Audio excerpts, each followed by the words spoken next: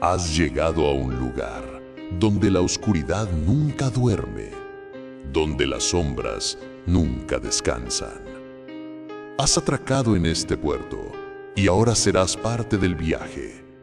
Bienvenido a Puerto Maldito. Suscríbete al canal. También búscanos en Facebook e Instagram como Puerto Maldito. Recuerda que subiremos historias y relatos reales cada semana. Puedes enviarnos los tuyos por Facebook o Instagram o al correo puertomaldito@gmail.com. El extraño espectro del más allá. Lo que están por leer no es leyenda ni cuento, sino un recuerdo que arrastro desde que tenía apenas 12 años. Ocurrió en el ejido Santa Eduviges, mejor conocido como Las Cachoras, un lugar sencillo, rodeado de carrizales y monte, donde pasé buena parte de mi infancia. Aquella noche comenzó con algo tan común como una molestia con mi madre. Enojado salí al patio buscando alejarme de la casa y del ambiente que me había puesto de mal humor. En el patio había un carrizal espeso y detrás de él un viejo colchón colocado sobre unas tarimas. Me acosté ahí, dejando que el viento fresco que corría entre los cañaverales me calmara un poco. El cielo estaba nublado, la oscuridad era casi completa y el único sonido era el murmullo del viento. No sé cuánto tiempo pasó hasta que escuché pasos acercándose. Era mi hermano mayor. Mi mamá le había pedido que me llevara de vuelta a la casa porque ya era tarde, cerca de las 11:30 de la noche. Entré molesto todavía, pero apenas apagaron la luz, volví a salir. La rabia y la terquedad me ganaban. Volví al colchón y me quedé dormido casi de inmediato. No sé cuánto dormí, pero desperté con una sensación extraña. Al principio no era miedo, era algo más sutil. Una caricia en la mejilla, una mano tibia, lenta. Mi mente, adormilada todavía, trató de encontrarle sentido. ¿Mi mamá? Pensé, pero enseguida recordé. Estoy afuera, solo. Mantuve los ojos cerrados unos segundos más, como si una parte de mí temiera confirmar lo que ya presentía. Cuando por fin los abrí, la escena que vi me dejó sin aliento. Sentada junto a mí, había una mujer vestida de blanco. No era un blanco común, era un blanco tan puro que parecía emitir un leve resplandor. Su mano seguía en mi mejilla. Me miraba fijo, inmóvil. Sus ojos brillaban, pero su rostro estaba difuso, como si no pudiera enfocar bien, o como si la misma figura no terminara de pertenecer a este mundo. Un grito salió de mí sin que pudiera controlarlo. ¡Ah! Sentí que se me escapaba el alma en ese alarido. Me levanté de un brinco, giré la cabeza y ahí seguía ella. Ya no estaba sentada, estaba de pie, si es que se le puede llamar así, porque no tenía pies. Flotaba apenas sobre el suelo, sin moverse, sin emitir sonido, solo observándome como si esperara algo. El pánico fue tan grande que, sin pensarlo, agarré la ventana de madera de la casa y la arranqué casi de un solo golpe. No entendí cómo tuve tanta fuerza, solo quería entrar, alejarme de lo que fuera aquella aparición. Mi madre y mi hermano se despertaron con el escándalo y corrieron hacia donde yo estaba. Al mirar por el hueco de la ventana que acababa de tumbar, alcanzaron a ver lo mismo que yo había visto segundos antes, la figura blanca alejándose lentamente hacia la oscuridad, deslizándose sobre el suelo como si no existiera peso ni cuerpo. Nadie habló durante un buen rato. Solo escuchábamos nuestra propia respiración acelerada y el viento entre los carrizos. Lo que había pasado era real. No había duda. No fue un sueño, ni una sombra, ni una confusión. Estar acostado prácticamente en el monte, solo en una noche tan silenciosa, y abrir los ojos para ver algo así, Debía haberme dado un paro cardíaco. Y aún hoy, después de tantos años, cada que lo recuerdo, siento el mismo escalofrío subirme por la espalda. Hay experiencias que marcan la vida. Esta fue una de las mías. El fantasma de la curva. Hay relatos que parecen simples coincidencias, pero quienes los viven saben que no lo son. Lo que voy a contar ocurrió en Ciudad Obregón, Sonora, en el cruce de la calle Fresno y la 11, un punto conocido por los vecinos debido a la cantidad de accidentes que ahí suceden. Muchos culpan a la curva sin señalamientos, otros aseguran que ese tramo carga algo más que mala planeación vial. En aquellos años, mi esposo trabajaba para el IFE, capacitando a las personas que participarían en las casillas electorales. Una noche, por culpa de un asistente que llegó demasiado tarde, terminó su jornada mucho después de lo previsto. Para cuando salió rumbo a casa, la ciudad ya estaba prácticamente desierta. El camino lo obligaba a pasar por esa curva. A esas horas, la calle suele sentirse más silenciosa de lo normal, como si el ruido habitual se quedara atrás. Cuando mi esposo se acercaba al lugar, sintió un escalofrío inesperado, de esos que no se sienten en la piel sino en el estómago. Acto seguido, tuvo la clara impresión de que alguien estaba sentado a su lado, observándolo. Giró la cabeza hacia el asiento del copiloto y lo vio. Había una persona sentada allí, inclinada hacia él, con el rostro demasiado cerca para ser una ilusión. No era una figura sólida, tampoco una sombra. Se veía casi transparente, como si la luz del tablero atravesara su cuerpo. Mi esposo asegura que no emitía sonido alguno, solo lo miraba fijamente, sin parpadear. El susto fue inmediato, pero logró mantener el control del vehículo. Su reacción instintiva fue lanzar un golpe hacia la figura. En el mismo segundo, aquella presencia se desvaneció, desapareciendo sin dejar rastro. Con el corazón agitado, frenó de golpe y bajó del automóvil. Lleno de nervios y coraje, comenzó a gritar: «A ver, súbete otra vez, órale, ven». Entre insultos, buscaba convencerse de que lo que vio no había sido producto del cansancio ni la noche. Revisó el interior del auto, el exterior, e incluso se agachó para ver debajo del carro. No encontró absolutamente nada, pero la imagen no se le borró jamás. Desde ese día, evita pasar solo por esa calle a altas horas de la noche. Y aunque muchos todavía creen que la curva es peligrosa solo por la falta de señalamientos, él está seguro de que no todos los accidentes de ahí pueden explicarse únicamente con lógica. A veces, en ciertos lugares, el peligro no está en el camino, sino en quien decide aparecer de repente en el asiento a tu lado. El fantasma de la embarazada. La carretera Mérida-Humán siempre ha sido un tramo silencioso durante la madrugada, cuando el viento apenas mueve los árboles y el sonido de los motores es escaso. En ese ambiente, donde la oscuridad parece más densa de lo normal, desde hace más de 10 años se repite una historia que muchos policías conocen bien: la aparición de la embarazada. El martes pasado, alrededor de las 2 de la mañana, una patrulla de la SSP circulaba a la altura de la entrada del fraccionamiento San Lorenzo. En medio de la penumbra y dentro del rango estrecho de luz que proyectaban los faros, los oficiales distinguieron a una mujer adulta parada a un costado del camino, como si estuviera tratando de cruzar la carretera. No era común ver a alguien ahí a esa hora, por lo que redujeron la velocidad y se bajaron para verificar si necesitaba ayuda. Sin embargo, al aproximarse, la figura simplemente desapareció.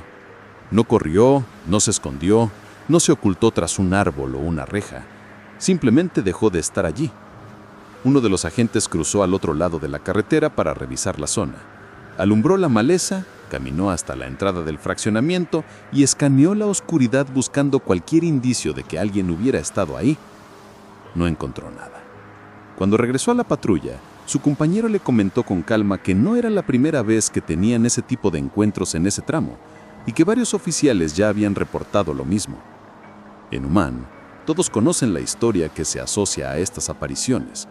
No se trata de una leyenda adornada, sino de un hecho trágico que quedó grabado en la memoria de la comunidad. Hace años, una mujer embarazada que vivía en el fraccionamiento San Lorenzo regresaba a su hogar después de visitar a su hermano en Chocholá. Viajaba con su hijo de 7 años y al bajar de la combi en la carretera, el niño se soltó de su mano y corrió hacia el camino. La madre intentó sujetarlo, pero un auto que venía a velocidad la embistió de forma brutal. La mujer murió al instante. Desde entonces, numerosas personas aseguran haber visto la figura de una mujer vestida de blanco cruzando la carretera o deambulando por el paradero de San Lorenzo, especialmente cerca de una fábrica de jugos que se encuentra en la zona. Guardias de seguridad que trabajan por ahí han reportado verla atravesar la carretera sin voltear a ningún lado, desapareciendo antes de llegar a la otra orilla. Una persona, que prefiera permanecer en el anonimato, contó que mientras pasaba por ese tramo alrededor de las 2 de la madrugada, escuchó el llanto de una mujer diciendo algo relacionado con su hijo. Al ver una figura femenina a pocos metros, intentó llamar su atención, pero ella no respondió. No reaccionó ni pareció escuchar. Era como si su presencia estuviera desconectada del entorno, lo que le provocó un profundo miedo y lo llevó a retirarse de inmediato. Incluso las autoridades han atendido múltiples reportes. Un comandante de apellido Torres relató que recibió llamados de vecinos que aseguraban haber visto a una mujer perdida caminando por la carretera, pero las patrullas llegaban al lugar y no encontraban a nadie. Solo la carretera vacía, el silencio y la incertidumbre. A pesar de los años, las apariciones continúan ocurriendo en el mismo punto, como si esa figura siguiera repitiendo, una y otra vez, el último impulso que tuvo en vida: cruzar la carretera para alcanzar a su hijo. Por eso muchos creen que su espíritu, si es que en verdad se trata de eso, no ha encontrado descanso. Y cada cierto tiempo, algún conductor o policía vuelve a verla avanzar hacia el asfalto, solo para desvanecerse sin dejar rastro, como si aún estuviera intentando llegar a un lugar al que nunca pudo llegar. El fantasma de la terminal del tren. En Jaral del Progreso, Guanajuato, cuando todavía era común viajar en tren, la terminal del pueblo contaba con un pequeño parque a unos cuantos metros del Panteón Municipal. Fue ahí donde el presidente de aquel entonces decidió colocar varias bancas nuevas para comodidad de los viajeros. Nadie imaginó que aquella simple mejora terminaría convirtiéndose en el origen de una de las historias más inquietantes del lugar. Al principio, las bancas parecían cumplir su propósito. Los pasajeros esperaban ahí su tren, conversaban, descansaban bajo los árboles. Pero cada mañana, sin falta, aparecían rayadas, golpeadas o incluso rotas. El daño era evidente, como si alguien las hubiera destrozado a propósito en plena noche. Convencido de que se trataba de vandalismo, el presidente envió a un vigilante para cuidar el parque. Pero el primer guardia renunció a los pocos días, argumentando que no se sentía bien. El segundo enfermó sin explicación. Un tercero regresó pálido y tembloroso tras su primera noche, negándose a volver. Todos mencionaban lo mismo. Algo rondaba la terminal después de la medianoche. El presidente, incrédulo, pensó que solo eran cuentos para evitar el trabajo nocturno. Ordenó investigar y fue entonces cuando escuchó la versión que circulaba entre los vecinos. Alguien afirmaba haber visto el espíritu de una mujer merodeando entre el parque y el panteón. Una historia que él consideró absurda, pero que ya empezaba a inquietar al pueblo. Para acabar con los rumores, decidió enviar a un policía de su absoluta confianza, el Chino Herrera, conocido por ser obediente, leal y sobre todo alguien que nunca dudaba cuando el presidente le daba una orden. Aún sabiendo lo que se decía del supuesto fantasma, aceptó sin quejarse. Esa noche se presentó en la terminal, no reportó ninguna novedad y todo pareció transcurrir con normalidad, hasta que no volvió a presentarse a trabajar al día siguiente. En su lugar, envió aviso de que estaba enfermo. Lo llevaron al hospital y el presidente fue a verlo personalmente para saber qué había ocurrido. El chino estaba débil, agotado, pero todavía consciente. Con voz baja, alcanzó a relatar lo que vivió. Cerca de la medianoche comenzó a sentirse un viento helado que no era normal en esa zona. Luego apareció una neblina espesa que envolvió el parque y la entrada del panteón. Entre la bruma, escuchó lo que describió como el llanto de una mujer. Pensando que alguien necesitaba ayuda, caminó hacia el sonido. A través de la neblina distinguió una figura blanca, una mujer o algo que parecía serlo. Le habló advirtiéndole que era muy tarde para andar por ahí, pero la mujer no respondió. Notó entonces que venía desde el panteón y que no movía las piernas. Aún así avanzaba, deslizándose a unos centímetros del suelo.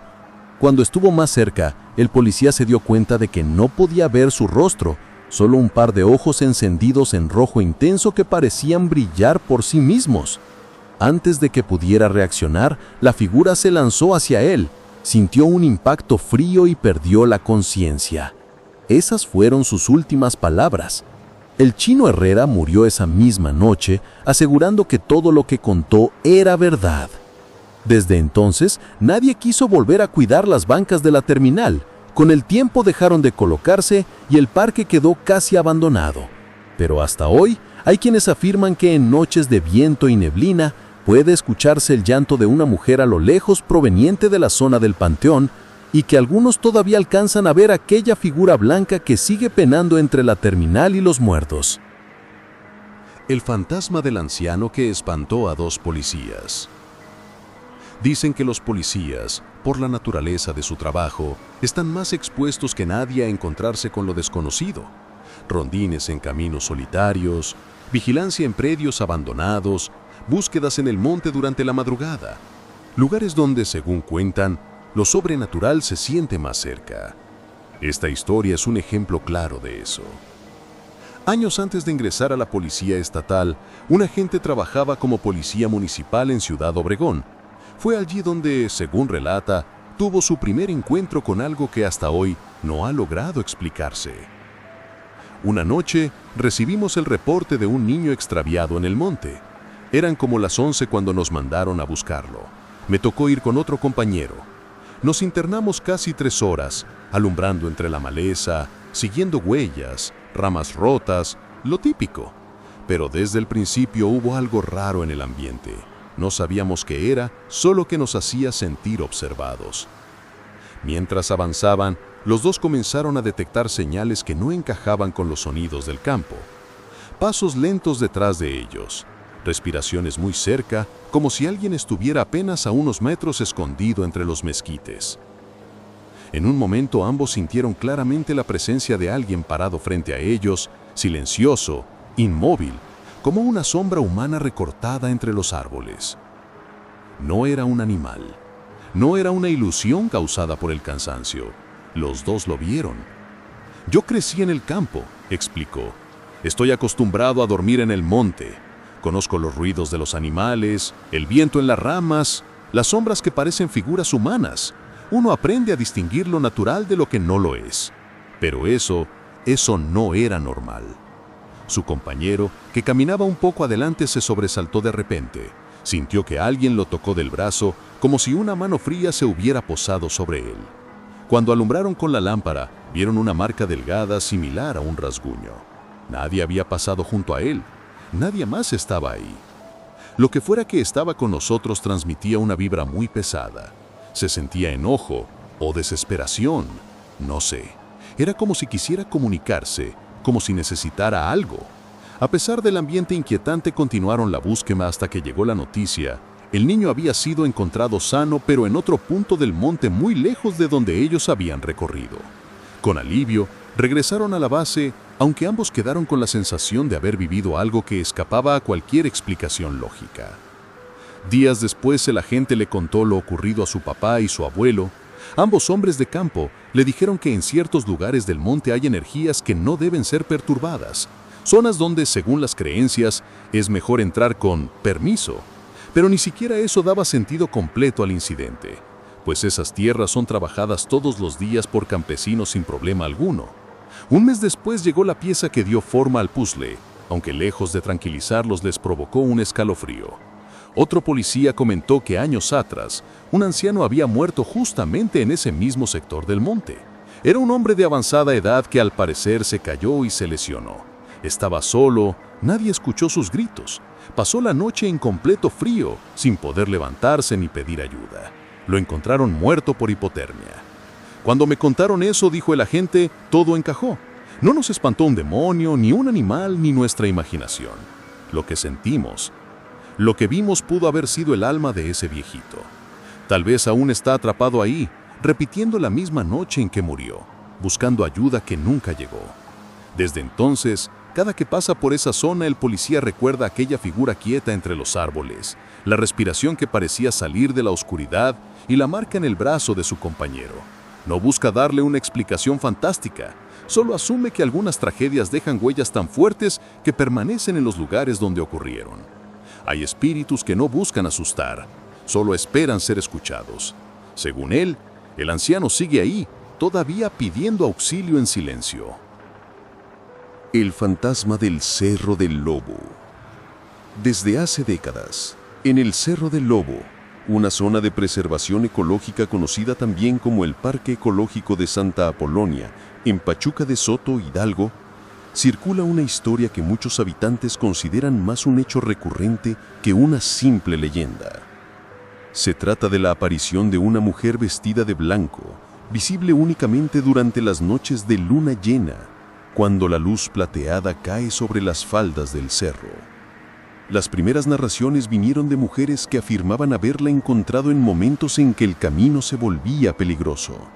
Coincidían en la descripción: una joven de piel clara, cabello castaño largo, ojos cafés y una estatura promedio. Iba siempre vestida de blanco, pero lo que más sorprendía no era su apariencia, sino la forma en que se desplazaba, como si sus pies jamás tocaran la tierra. A pesar de lo inquietante que pudiera ser la escena, ninguna de ellas sintió miedo. Por el contrario, la presencia de la mujer parecía transmitir calma, y muchas aseguraban que las había acompañado para cruzar tramos del cerro donde eran frecuentes los accidentes. En esas caminatas silenciosas, la mujer les hablaba con total naturalidad, advirtiéndoles del peligro que corrían los hombres en noches como esa. Fue precisamente entre los hombres donde la historia tomó un rumbo oscuro. Con el tiempo, se registraron varios casos de varones encontrados muertos en las laderas del cerro, siempre al día siguiente de una luna llena. Los cuerpos aparecían con múltiples fracturas, como si hubieran caído desde gran altura, y todos llevaban un crucifijo de plata sobre el pecho. Nadie sabía quién lo colocaba ahí, ni con qué propósito. Lo único que coincidía era el momento y el lugar. Testigos lejanos, que alguna vez escucharon ruidos provenientes de las peñas, describían algo peculiar. Gritos que resonaban en la madrugada, seguidos de lo que parecía una risa femenina, breve y cortante, que desaparecía casi al instante. Nunca hubo evidencia física que explicara esas caídas, pero los relatos se volvieron cada vez más frecuentes. Para muchos, la explicación terminó siendo la misma: la mujer de blanco. Se decía que ella se cruzaba en el camino de los hombres, los seducía con la mirada y los hacía seguirla hasta la cima. En el punto más arriesgado, se deslizaba flotando sobre los barrancos, mientras ellos, intentando alcanzarla, perdían el equilibrio y caían al vacío. Después, la figura se desvanecía entre la oscuridad, como si nada hubiera ocurrido. Con el tiempo, la historia llegó a las cantinas de Pachuca, donde los borrachos la tomaban como un chiste, inventando detalles o retándola entre risas. Pero una noche, todo cambió. El hermano menor de uno de los hombres que habían sido encontrados destrozados al pie del cerro, escuchó los comentarios y no los toleró. Llevaba meses cargando con la frustración y la rabia de no saber qué había pasado realmente con su hermano. Juró vengarlo. Aseguró frente a todos que enfrentaría esa aparición y la mandaría al mismo infierno del que, según él, provenía. Nadie lo tomó en serio, al menos no hasta que lo vieron salir de la cantina armado, decidido, caminando hacia el Cerro del Lobo bajo una luna llena que iluminaba cada piedra del camino. Minutos después, los gritos rompieron la tranquilidad de la noche. Según contaron algunos vecinos que vivían cerca del cerro, el muchacho llegó a enfrentarse con algo que no pudieron describir con claridad. Se escuchó su voz gritando: Por fin te encontré, seguida del ruido seco de pasos apresurados sobre la tierra. Después, el silencio. Luego un grito largo, desesperado, que descendía como si cayera desde una enorme altura. Hallaron su cuerpo a la mañana siguiente exactamente en la misma zona donde habían encontrado a los demás. Tenía múltiples fracturas y un crucifijo de plata sobre el pecho, idéntico al de los demás. No había huellas, no había señales de lucha, no había rastro alguno que explicara cómo terminó ahí. Solo quedó el testimonio general, la misma conclusión a la que llegan los pobladores cada vez que hay luna llena en el Cerro del Lobo. La mujer de blanco sigue apareciéndose y no todos regresan. El fantasma del doctor del IMSS 33. Dicen que quien ha pasado noches enteras cuidando a un familiar en un hospital del IMSS conoce bien sus silencios. Pasillos interminables, luces débiles y esa sensación de que, a partir de cierta hora, todo se queda demasiado quieto. En el Hospital 33 no era diferente. En aquel entonces, el segundo piso permanecía cerrado por remodelación o por falta de personal. Nadie lo sabía con certeza. Y aunque había baños ahí, no permitían el paso. Los familiares tenían que bajar hasta el primer piso sin importar el cansancio o la hora. Aquella madrugada, a mi tía le ganó la necesidad. Estaba cuidando a mi suegra en uno de los pisos más altos, el sexto o el séptimo, y aunque intentó aguantarse un poco más, terminó por decidir que lo mejor era bajar. El hospital estaba prácticamente dormido. Las pocas luces encendidas dejaban sombras largas en los pasillos y el eco de sus pasos parecían resonar más de lo normal. Llegó al elevador y, como era de esperarse a esas horas, no había nadie esperando. Cuando se abrieron las puertas, vio el interior vacío, así que entró sin dudar. Los elevadores del IMSS son pequeños, difíciles de ignorar a alguien dentro. Si hubiera estado acompañado, lo habría notado de inmediato. Presionó el botón del primer piso y justo cuando las puertas comenzaron a cerrarse, escuchó una voz masculina detrás de ella. «Buenas noches. ¿A dónde va?» Mi tía se giró desconcertada. Estaba segura de que al entrar no había visto a nadie. Aún así, ahí estaba, un doctor con bata blanca, de aspecto normal, salvo por lo pálido que se veía. No era un blanco exagerado ni fantasmagórico, solo el tipo de palidez que ella asoció con alguien que lleva demasiadas horas trabajando. «Buenas noches. Voy al baño, al primer piso». El doctor asintió con tranquilidad. «Esos están muy feos. Mejor vaya al segundo piso.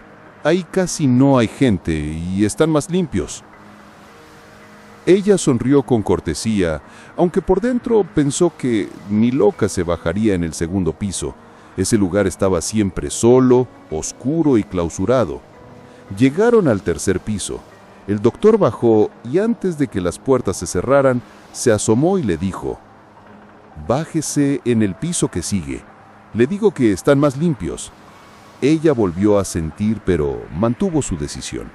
No conocía al hombre y no tenía intención de quedarse sola en un nivel vacío. Dejó que el elevador siguiera hasta el primero. Pero al abrirse las puertas, algo le heló la sangre.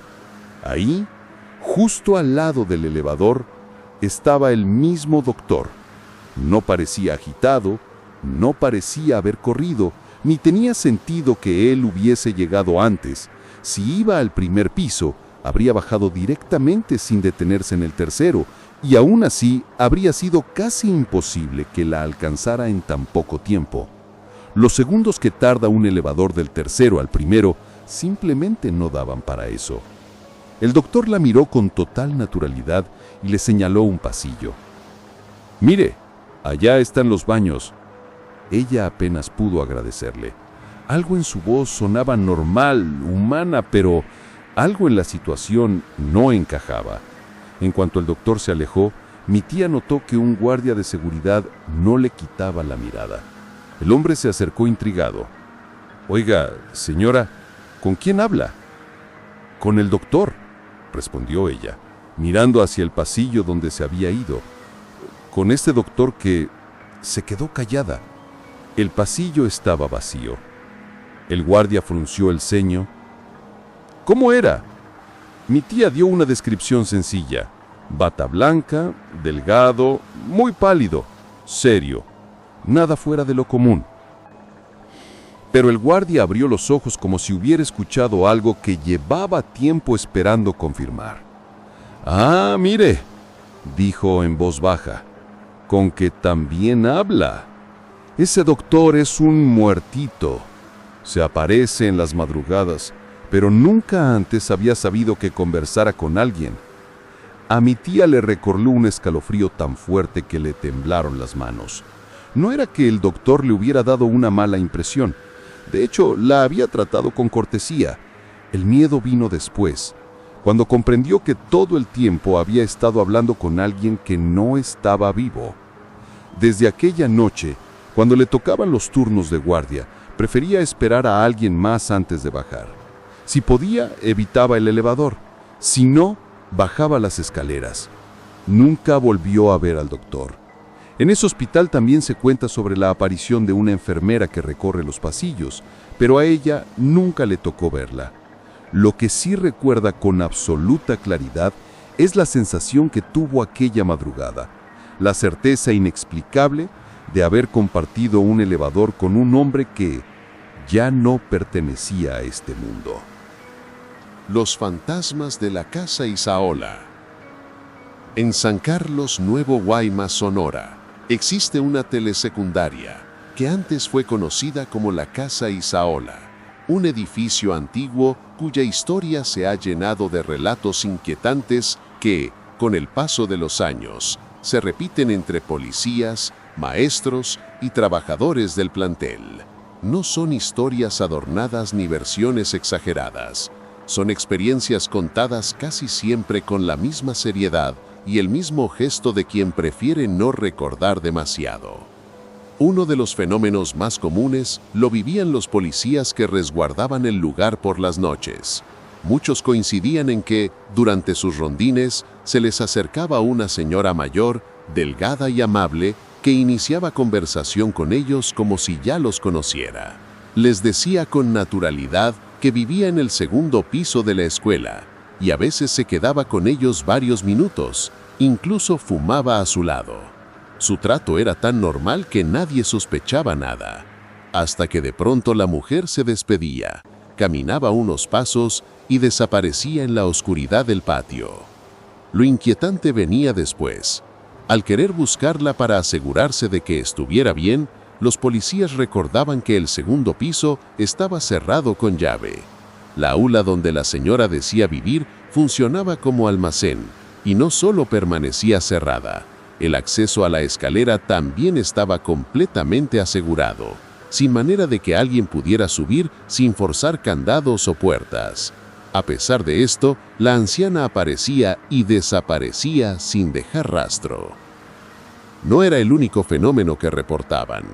Varios policías, que no se conocían entre sí, narraban que durante sus turnos veían a una niña pequeña, siempre cerca del área donde antiguamente había un pozo, en el que se dice, una menor perdió la vida tiempo atrás.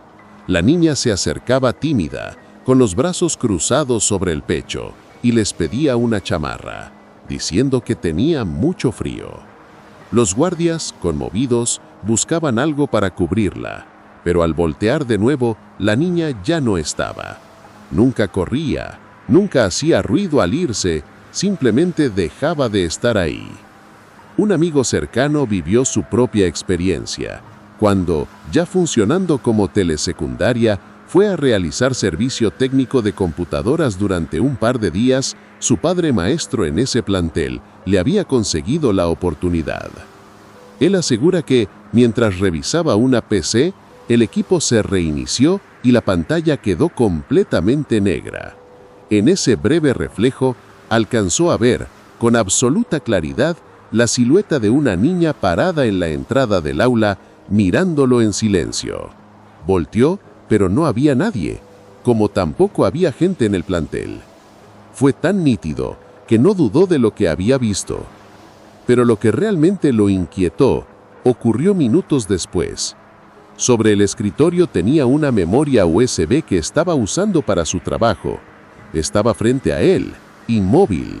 Sin embargo, vio como la memoria se levantó ligeramente y giró sola, como si alguien invisible la hubiera tomado con la punta de los dedos, la hubiera volteado y la hubiese dejado nuevamente en su lugar. Hubo sonido estridente como se estrellaba la memoria en el escritorio sin explicación alguna. Comenta que fue algo imposible de ignorar. Desde ese momento, decidió trabajar más temprano para no quedarse ahí cuando oscurecía. Su padre, aunque nunca vio ninguna figura directamente, confirmaba que algo ocurría en la escuela.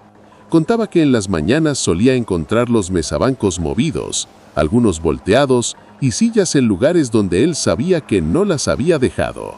Más de una vez escuchó, estando completamente solo, ruidos de niños jugando, pasos apresurados y el arrastre de bancos. Pero cada vez que abría un aula para revisar, encontraba todo vacío y en silencio. Con el tiempo, estos relatos se han ido acumulando entre quienes han trabajado ahí.